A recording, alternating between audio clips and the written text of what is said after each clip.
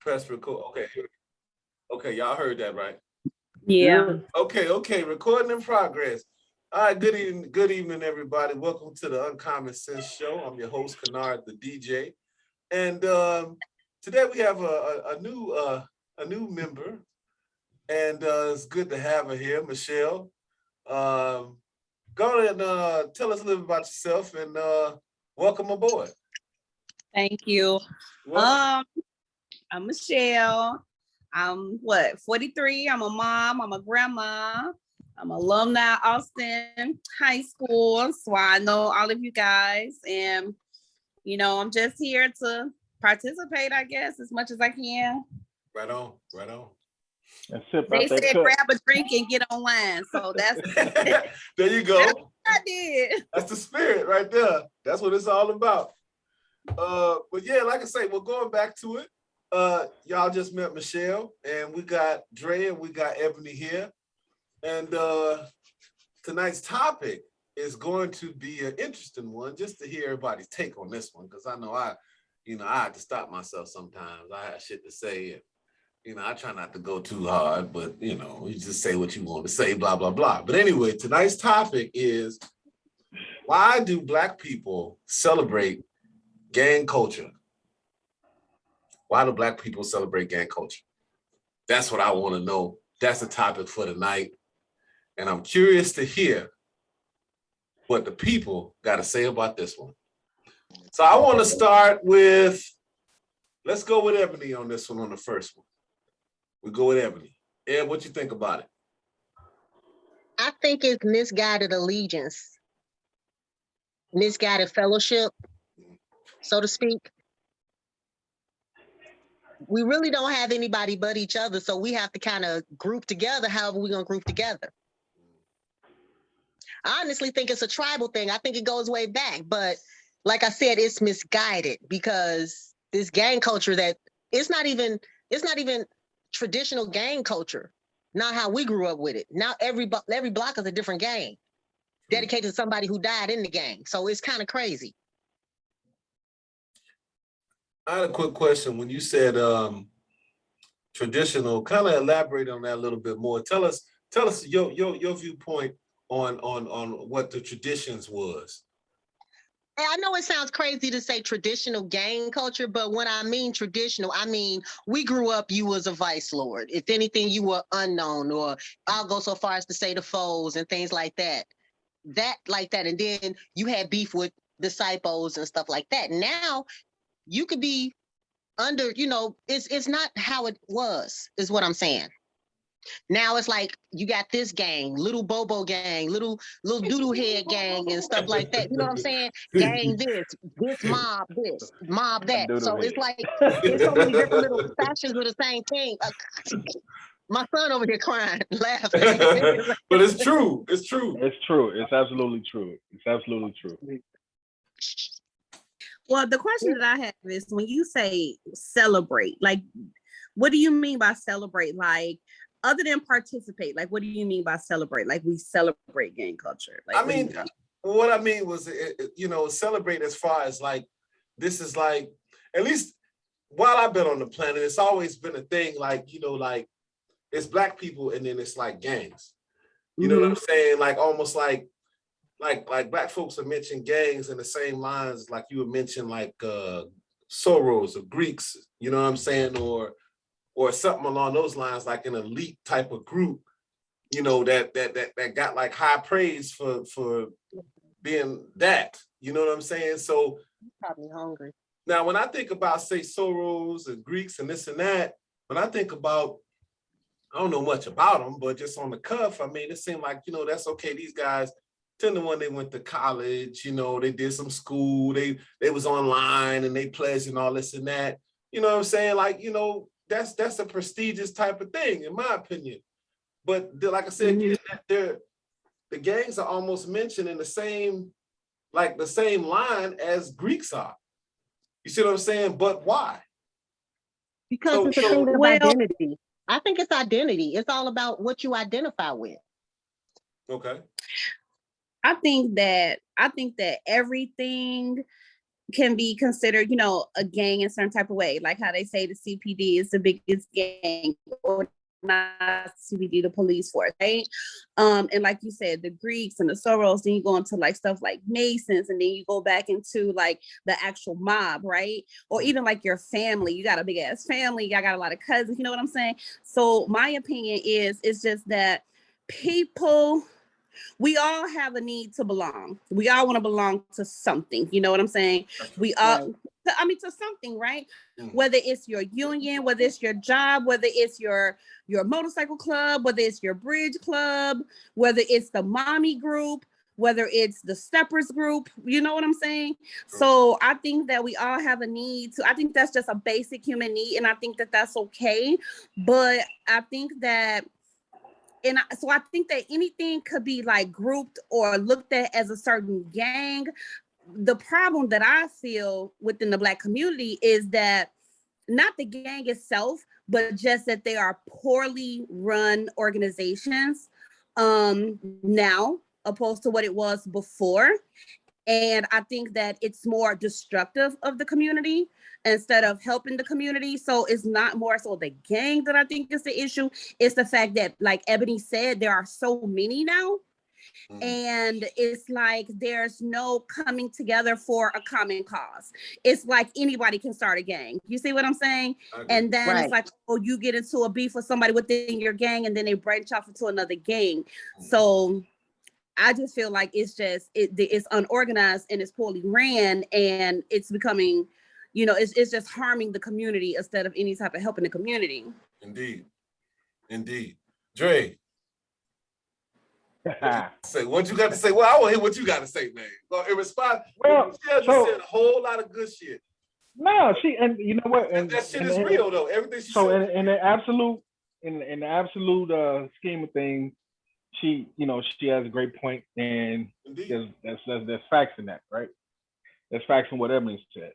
So as a man first, husband, father, Mason, and reformed, productive member of the Traveling Vice Lord Society. And that, I say that jokingly, but in real, in all seriousness, even as a kid, right? You know what I'm saying? We had this conversation on one of our topics before about what Ebony was saying, like the place, the feeling of needing to belong, or I think Michelle touched on it also. Us needing to be a part of something, right? So some of these things are misguided pathway. You know what I'm saying? You're thinking it leads to one thing, and it only leads to a couple of things. These days, it's two things. You either end up in jail or you end up dead. Right. So the celebration of these things, that goes so far past Black people, right? The celebration of things. Because, we have situations like the mafia, you know what I'm saying, the mob, where they celebrate being made. You know what I'm saying? In our instance, in real life, you really don't see too much celebration of it anymore like that, unless it's music oriented.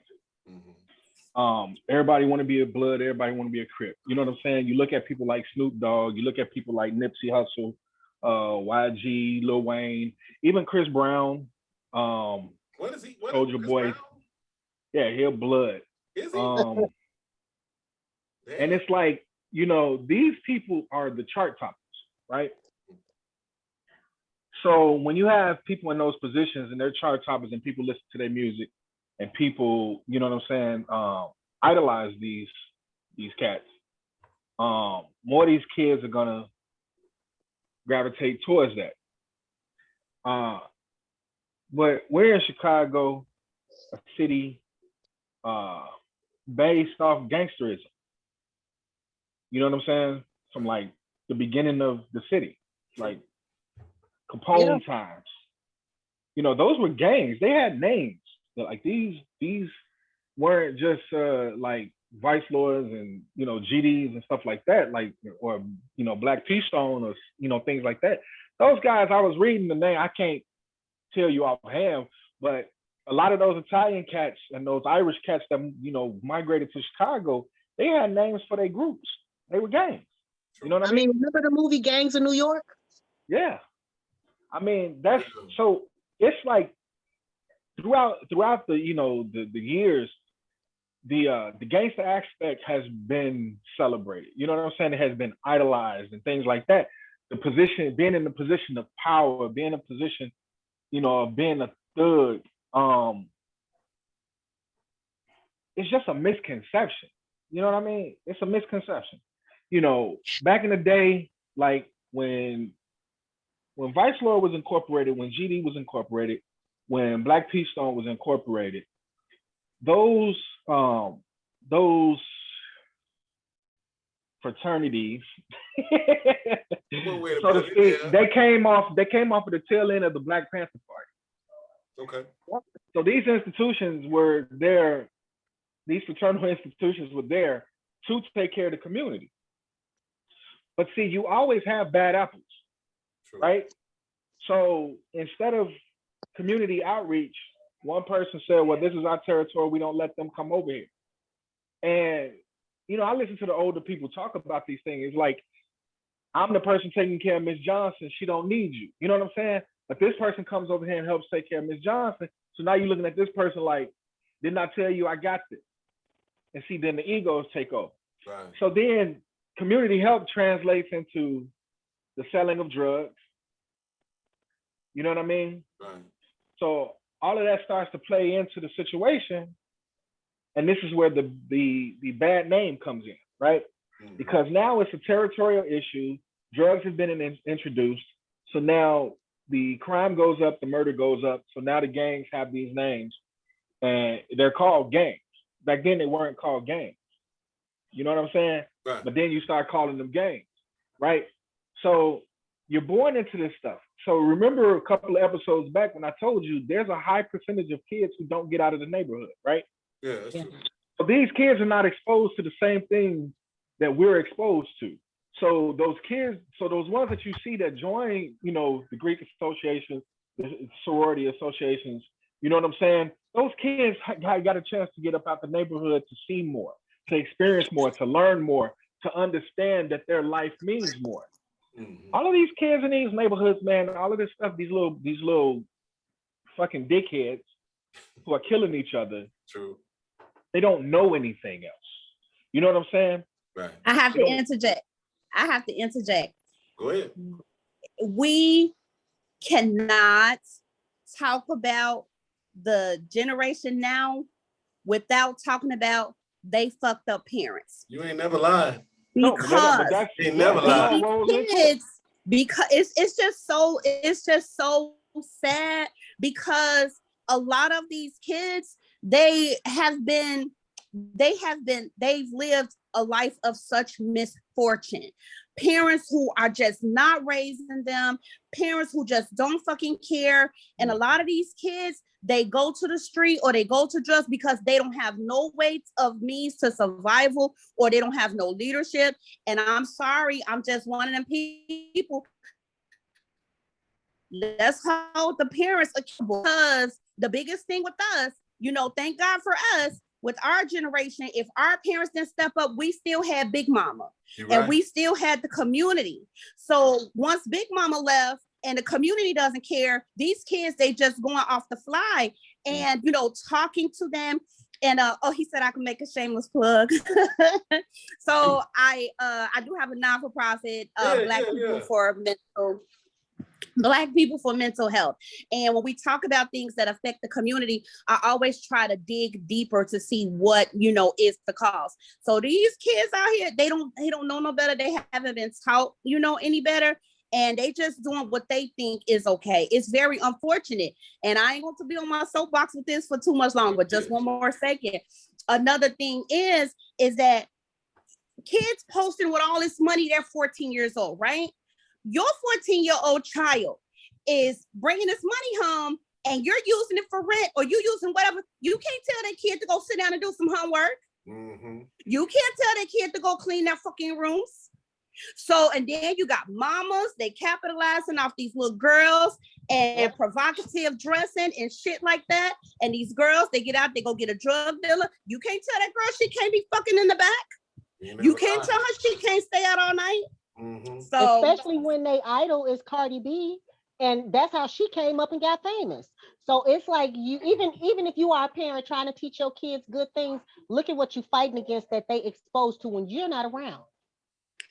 But then again, as a parent, we have to talk to our kids, and we have to, you know what I'm saying? Like, let them know, okay, they might be listening to this, because contrary to what people think, I'm low-key a thug. I ain't no thug, but I love rap music. You know what I'm saying? Right. I do my shit or whatever the case must be. Now, talking about Cardi B, I'm just gonna say, if you look at the girl business now, or you look at her situation, Cardi B is no different from a Jay-Z. Jay-Z came in the game selling drugs. Jay-Z came and made a living off of that. Cardi B was in a situation, if you hear her tell her story, she was in an abusive relationship. And she didn't have the means of financial, you know what I'm saying, to get out. So she started stripping. You see what I'm saying? So she took that stripping and she built upon that. I'm not telling young girls to be a stripper, but the reality is there are a lot of women who do things, unfortunately, out of desperation, because they don't have the means to take care of themselves. And so if we're going to be totally transparent, I've had experience with that. You see what I'm saying? You struggling or whatever, and you trying to make it, you got this guy, I give you a couple of hundred, this, whatever the case must be. So there are a lot of everyday average people that have been a part, not stripping, but just a part of that culture. And then you have these young girls, they don't have no mama to guide them. They definitely ain't got no daddy in the home. You know, I thank God because of my daddy, but you got these girls, they getting attention, they getting the money, they getting the social media attention. So they out here cracking it for free. I'm gonna say, if you're gonna listen to Cardi B, you're gonna listen to City Girls, you're gonna listen to Meg Thee Stallion, it's nothing wrong with that, but listen to the message that they say. They say, sis, if you doing this, you in control. I can't argue with that. Well, hey, and we gonna definitely do a part 2 to this. I love what y'all saying. Y'all saying some for real shit. Like, this what I'm talking about right here, Jack. Now dig this. Now we down to like 3.5 minutes. So Michelle, I know you ain't gonna know, but it is gonna cut. So we are gonna do a part 2 to this show. It's really good topic, and I really love it. But just I don't know. I guess I would say, like, but just kind of feeding off of your point, Michelle, as far as accountability, yeah, that is number one. Now, like you see, you did make mention that, like for Cardi B, she was doing stuff basically as a means of survival. Like I said, we could do this. We could play that same thing with the young men out there. They selling dope, they hustling, robbing, all this as a means of survival. Well, my thing is, you know, when you go on the news and you hear about a teenager, 15, 14 years old out there, armed robbing, you're like, well, damn, what the fuck? Then that says to me that, you know, they're not getting the basics at home. You know what I'm saying? I'm on one end, I say, okay, you know, they just want to be a part of that lifestyle. And again, we know everybody wants acceptance. Well, they're not getting it at home. So that means their mamas or whoever it is that's there in the house with them does not accept them, ain't showing them no love, ain't giving them no type or of maybe support. Ain't there, or maybe ain't, or maybe there. Not there. It could be that as well. Or that and don't care. Or don't get right. You have a whole lot of that. You know what I'm saying? Daddy ain't around, mama running behind some nigga. She trying to find acceptance too. So while she trying to find acceptance with the nigga she laid up with, ain't paying attention to her kid trying to find acceptance in the street. She ain't lying. You ain't never lied about that. And see, that's that thing is running rampant through the Black community, you know what I mean? Which would probably say as to why gang culture is celebrated, because on one end it's to say it's a means of survival for these kids, you know, who got parents or a parent at home that don't give a fuck about them. So they all gonna ban. That's what. Say again. What's the time? Oh, we're looking at 1:36, so it's gonna cut. Okay. It's gonna cut real short. But like I said, I'm gonna wrap it up. And like I said, we're gonna do a part 2. Part 2 gonna be even fresher than this. I don't want you to get so too philosophical real fast, and then next thing you know, it's like, because you know it's without warning. That Shit, Yeah, like, you ain't never lied. That motherfucker ended. cut you off quick. But look, well then, Michelle, go ahead and give us a little plug about your non-for-profit one more time, and then we're gonna do another one on the part 2 to make sure it's really in there, and then probably do another one after that. So that way, and anybody else here, like with Dre has a business as well. I'm not sure if Eb has one, but if you do, then go ahead and put it out. So we coming down to the last minute, so go ahead. Okay, so I have a non-for-profit. It's Black People for Mental Wellness, and I'm still kind of getting it off the ground, but it's something that I started because I struggle with depression and anxiety, and just for my way to try to deal with that and live a healthy life.